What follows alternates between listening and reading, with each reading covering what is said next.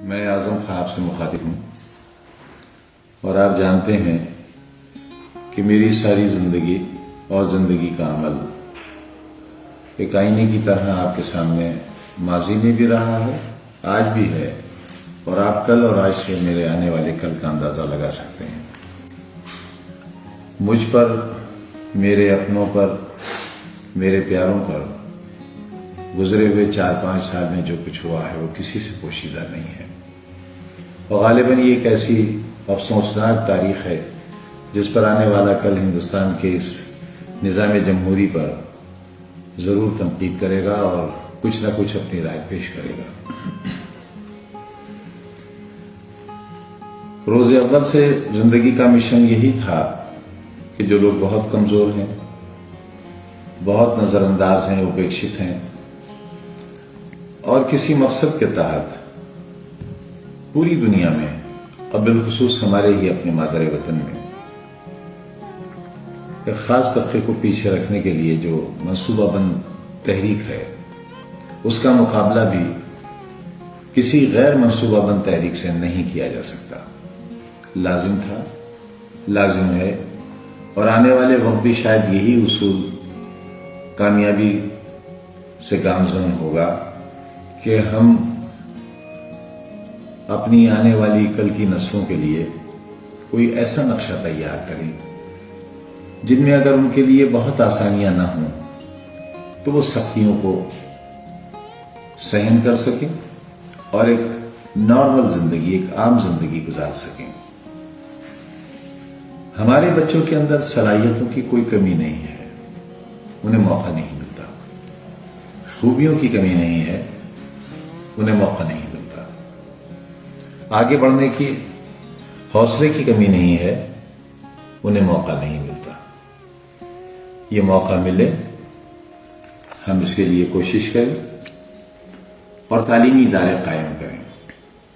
میں ان تمام لوگوں سے، صاحب حیثیت لوگوں سے، صاحب اقتدار سے جو طاقت میں ہیں، چاہے وہ سیاسی طور پر ہوں، مالی طور پر ہوں، افسر ہوں، ریٹائرڈ ہوں، سروس میں ہوں، جو جذبہ رکھتے ہیں لیکن وہ جذبہ جو صرف اپنی حد تک ہو، ڈرائنگ روم میں بیٹھ کر اس کو ڈسکس کر لینے کی حد تک، رائے دینے کی حد تک ہو، ایسی رائے سے قوموں کی تقدیر نہیں بنتی۔ قومیں تو بہت بڑی چیز ہیں، کسی قبیلے، کسی گھر اور کسی فرد کی تقدیر بھی نہیں بنتی۔ ارادہ کریں، اگر میرے جیسا کمزور آدمی اتنے بڑے مشن کو پائے تکمیل تک پہنچا سکتا ہے تو میری ہی پڑوس کے ضلع میں نہ جانے کتنے رئیس رہتے ہیں، میرے ملک میں، میرے پردیش میں نہ جانے کتنے لوگ دولت مند رہتے ہیں، نہ جانے کتنی ایسی آرگنائزیشنز ہیں جن کے پاس بہت وسائل ہیں لیکن ان کا صحیح استعمال نہیں ہے۔ یہاں تک کہ ہمارے زکوٰۃ کے پیسے کا صحیح استعمال نہیں ہے۔ اگر ہم اس پیسے کا استعمال اپنی دولت کا، اپنے اخراجات کا، اپنے دوست احباب پر خرچ کرنے کا، اپنے سیر و تفریح پر خرچ کرنے کا، اپنی شان و شوکت پر خرچ کرنے کا، اپنی رہائش پر خرچ کرنے کا، اپنی زندگی کی دیکھ بھال پر خرچ کرنے کا پیسہ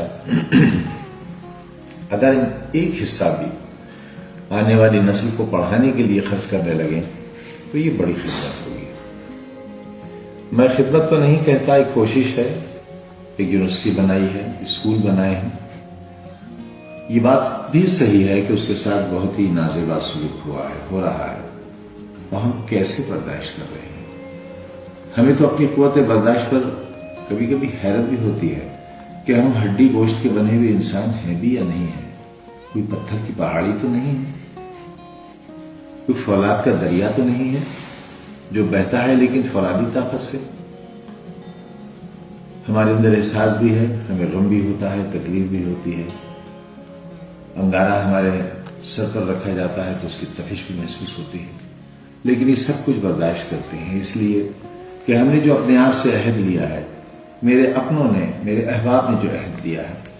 جو ہمارے ساتھ جیلوں میں رہے، آج بھی ہیں، جنہوں نے سختیاں سہیں، آج بھی سختیاں سہ رہے ہیں، جو برباد کر دیے گئے لیکن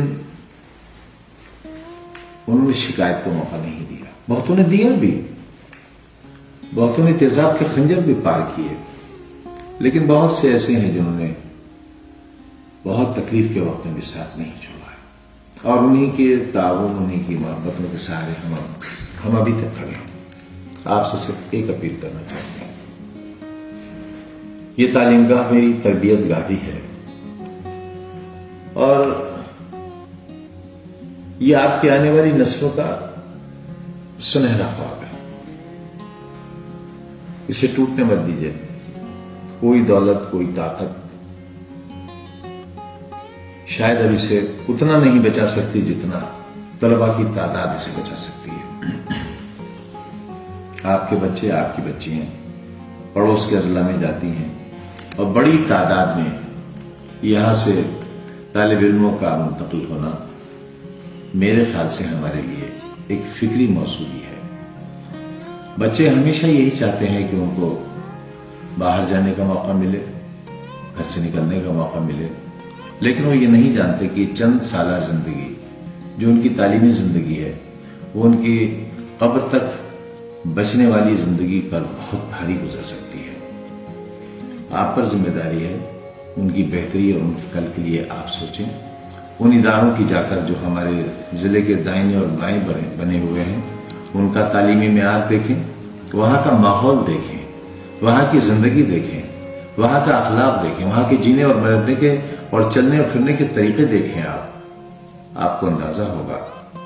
کہ ہم خود اپنے آپ کو جان بوجھ کر جہنم کی آگ میں جھونک رہے ہیں۔ پھر ایک بار آپ جوہر یونیورسٹی بھی آ کر دیکھیے، یہاں کا ماحول دیکھیے، یہاں کی خوشنما فضاؤں کو دیکھیے، یہاں کے ٹھنڈے ماحول کو دیکھیے، آب و ہوا دیکھیے، یہاں کی ہریالی دیکھیے، آپ عمارتوں کا حسن دیکھیے، یہاں اساتذہ کی محنت دیکھیے، ہمارے طالب علموں کی شرافت اور ان کے پڑھنے اور یہاں رہنے اور جینے کا انداز دیکھیے، آپ ہماری تربیت دیکھیے آپ آ کر یہاں، اور یہ بھی جان لیجئے کہ ہمارے یہاں سے پاس آؤٹ ہونے والے اسٹوڈنٹس بیکار نہیں پھر رہے ہیں۔ ہم یہاں پلیسمنٹ کا کوئی وعدہ ماضی میں نہیں کرتے رہے ہیں، مستقبل میں کیا ہوگا یہ نہیں جانتے، لیکن ماضی میں نہیں کرتے رہے ہیں۔ اس کے باوجود ہمارے یہاں کے پاس شدہ جج بھی ہیں، اسرو میں بھی ہیں، ودھان سبھاؤں میں جوائنٹ سیکریٹریز کے پدوں پر ہیں، ہندوستان کے باہر اچھی ملازمتوں میں ہیں۔ اور اگر آپ سے میں یہ کہوں کہ صرف وہی بچہ خالی ملے گا آپ کو جس نے سروس نہ کرنی چاہیے ہو، ورنہ ہمارے یہاں کے پاس شدہ طالب علم کوئی خالی نہیں ہے۔ ہمارے یہاں پیرامیڈیکل میں، فارمیسی میں، ایگریکلچر میں ان کا کورس ختم ہونے سے 6 مہینے پہلے اپائنٹمنٹ لیٹر آ جاتے ہیں۔ معلوم ہے لوگوں کو کہ ہمارے یہاں پڑھائی ہوتی ہے، ہمارے یہاں فیس اٹینڈنس لگانے کے لیے نہیں لی جاتی، بلکہ بچوں کو تعلیم دینے کے لیے ہی فیس لی جاتی ہے۔ آپ ایک بہتر ماحول اور بہتر مستقبل کے لیے، ایک بہتر کل کے لیے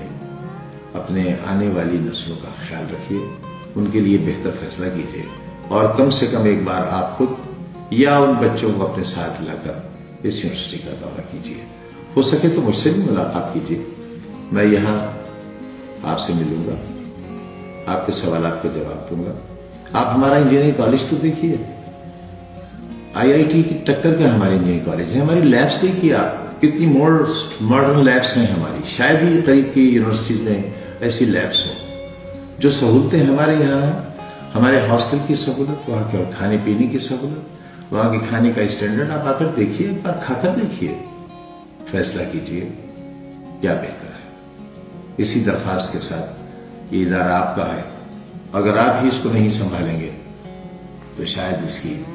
اینٹ اور گارے کی بنیادیں اس کو سنبھالنے میں ناکام رہیں گی۔ بہت بہت شکریہ۔